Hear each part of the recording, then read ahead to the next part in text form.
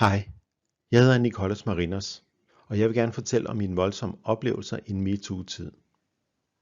Min familie og jeg har nu gennem 13 år været udsat for flere bagvaskelsesangreb, der har haft voldsomme konsekvenser for os. Jeg er fra starten af hver gang gået systemets vej og har henvendt mig til et utal af offentlige instanser for hjælp. Jeg har nu efter flere år udtømt alle muligheder. I et sidste forsøg på at beskytte min familie og mig mod flere angreb, og for at man forhåbentlig kan lære af min historie, kommer her min beretning om nogle af disse angreb. Den involverer Sankt Gymnasium, Københavns Kommune, Gymnasieskolernes Lærerforening, Undervisningsministeriet, Syddansk Universitet, Københavns Politi, en minister, en embedsmand og en kvinde. Men lad mig begynde et lidt andet sted. Sofie Linde rettede med sin berømte tale alles opmærksomhed mod et overset og vigtigt emne. For det er selvfølgelig godt, at krænkelser på arbejdspladsen er kommet på dagsordenen. For alle skal kunne gå på arbejde uden at blive krænket. Kort sagt igangsatte Sofie Linde en helt nødvendig debat. Ingen tvivl om det. Men der er desværre også en bagside. For som mand kan man risikere at blive dømt skyldig, indtil det modsatte aldrig bliver bevist. For kunne det tænkes, at nogle få misbruger MeToo i et personligt hævntogt? Her kommer min beretning. I november 2019 begyndte jeg som årsvikar på Sankt Gymnasium, som er et kommunalt gymnasium under Københavns Kommune, Danmarks største arbejdsplads. Fra første arbejdsdag blev jeg frosset ud af stort set alle kolleger.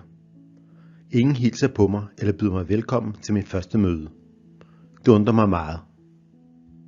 Kort efter fortæller en anden underviser og en tidligere studieven mig, at en kvindelig kollega på Sankt har spredt rygter om, at jeg i 2009 på Egedal Gymnasium skulle have krænket hende seksuelt og i den forbindelse fået et polititilhold, da jeg var pædagogikumvejleder for hende.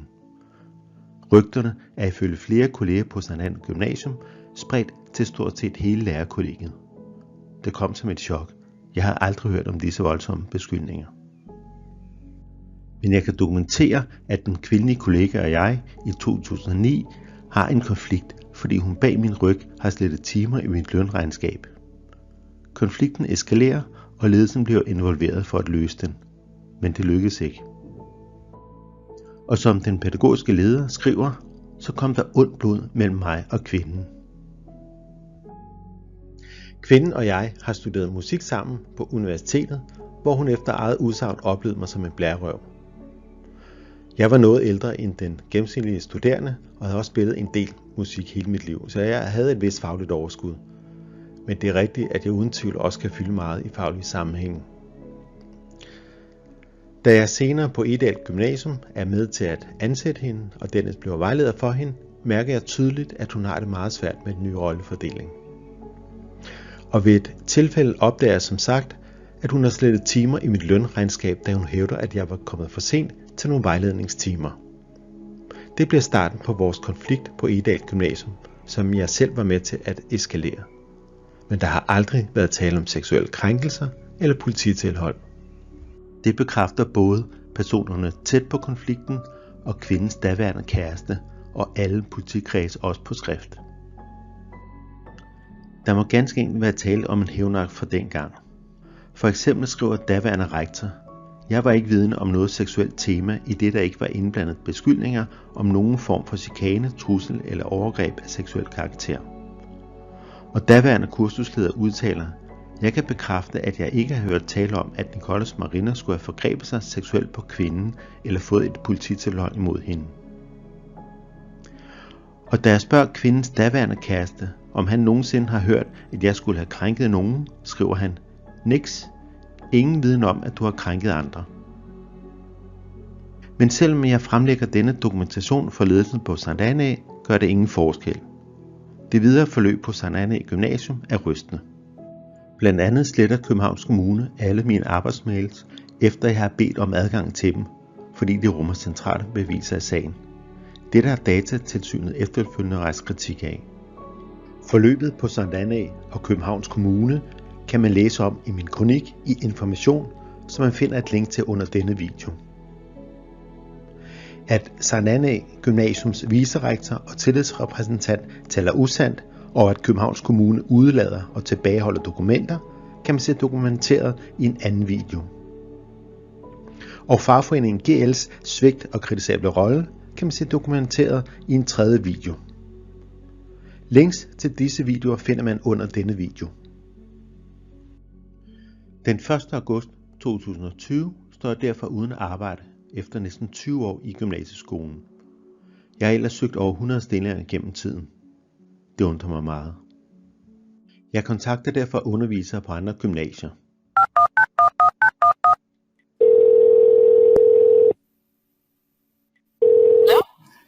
Hej, det er Nicolas Marinas her. Hej med dig.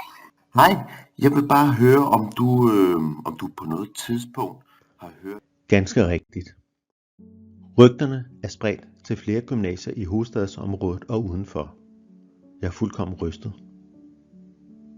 På Nørre Gymnasium fortæller nogle gymnasielærer mig, at da kvinden afslutter sit pædagogikum hos dem i 2010, fortæller hun, at årsagen til, at hun måtte afbryde sit pædagogikum på Egedal Gymnasium, er, at jeg har krænket hende seksuelt.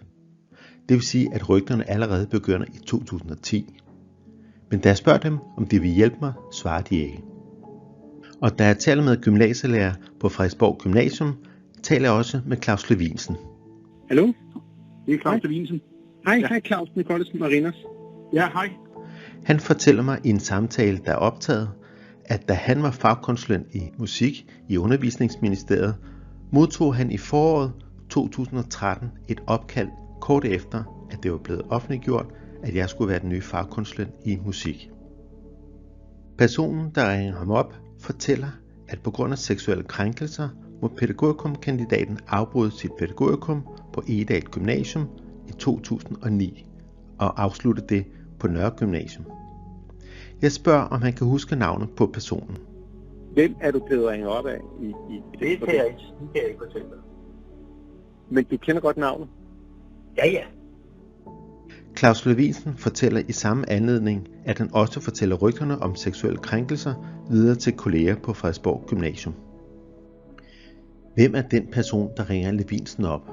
Og hvorfor kontakter personen først Levinsen i 2013? Akkurat lige efter det er blevet offentliggjort, at jeg blev den nye fagkonsulent i musik. Hvorfor ikke i 2009, hvor de påståede krænkelser efter sigende skulle have fundet sted? Tilbage til Sankt Annæ. Fordi Sankt Annæ Gymnasium og Københavns Kommune ikke vil hjælpe mig, vælger jeg at stævne kvinden for injurier for at sætte stopper for disse rygter. Men det viser sig, at kun én person ønsker at vidne mod kvinden, og på grund af en sagspukkel hos domstolene på grund af corona, anbefaler min advokat, at vi indgår forlig for at stoppe kvindens rygtespredning. I forliget fra december 2020 står, at vi begge ønsker at lægge konflikten bag os, og ikke vil udtale os om hinanden fremover. Men jeg kan stadig ikke finde arbejde i gymnasieskolen. Jeg må derfor skifte branche. I september 2020 får jeg ansættelse på Syddansk Universitet i Odense. Langt fra falske rygter på gymnasier på Sjælland. Tror jeg.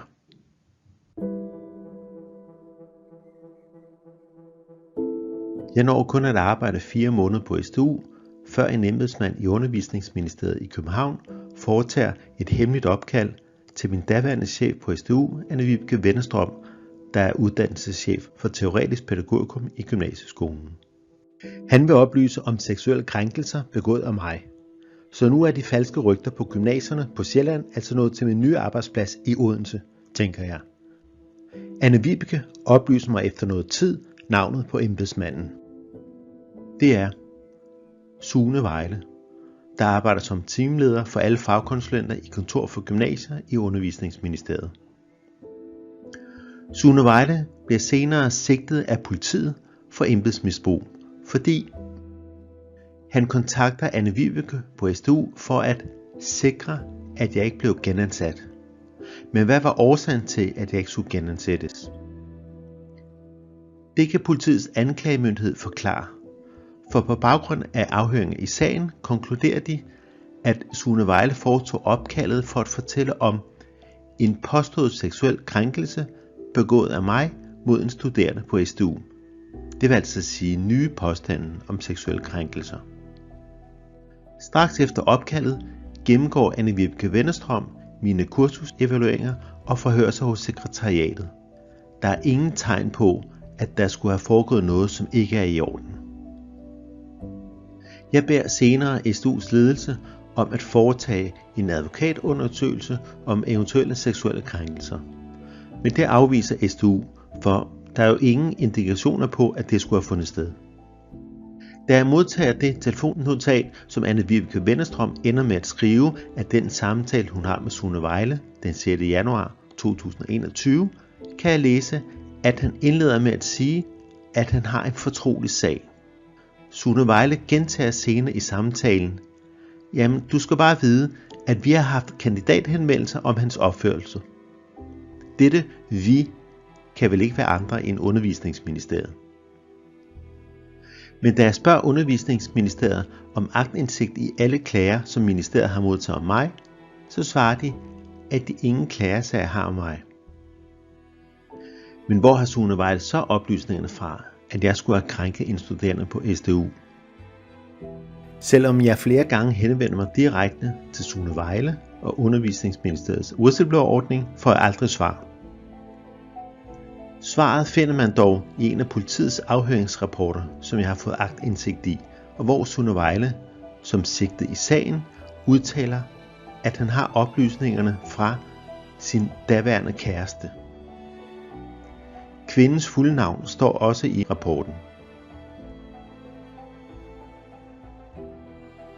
Det er kvinden fra Sankt Annæ Gymnasium. At de var kærester, har man kunnet se på Sune Vejles Facebook-side. Det er de ikke længere. Sune Vejle sletter dog kvindens navn og billede, da han bliver sigtet af politiet i maj 2022.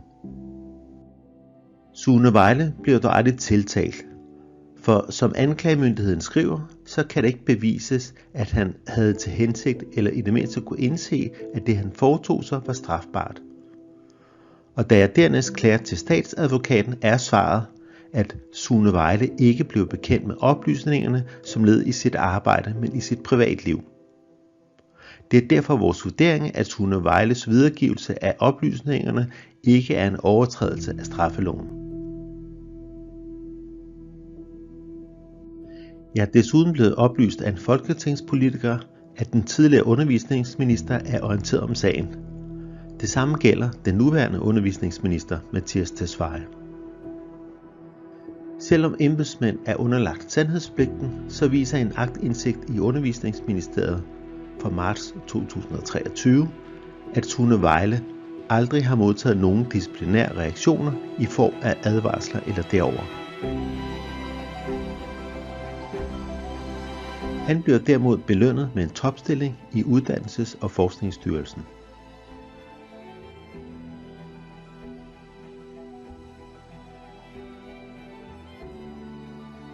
Senere opdager jeg gennem aktindsigt, at SDU har spillet en yderst kritisabel dobbeltrolle. Ikke alene svigter Anne-Vibeke Wennerstrøm mig, men aktindsigt i politiets afhøringsrapporter viser også, at SDU's ledelse har forsøgt at pålægge Anne-Vibeke Wennerstrøm ikke at udtale sig til politiet i straffesagen mod Sune Vejle, hvilket er i strid med både SDU's egen personalepolitik og grundloven. Det kan man se dokumenteret i en anden video, som du finder et link til under denne video.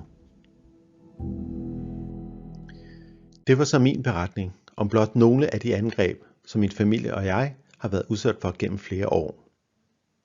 Hvis man uden konsekvenser kan tale usandt om mig, må jeg også uden konsekvenser kunne fortælle sandheden. Som nævnt har jeg over en årrække forgæves henvendt mig til et utal af offentlige instanser.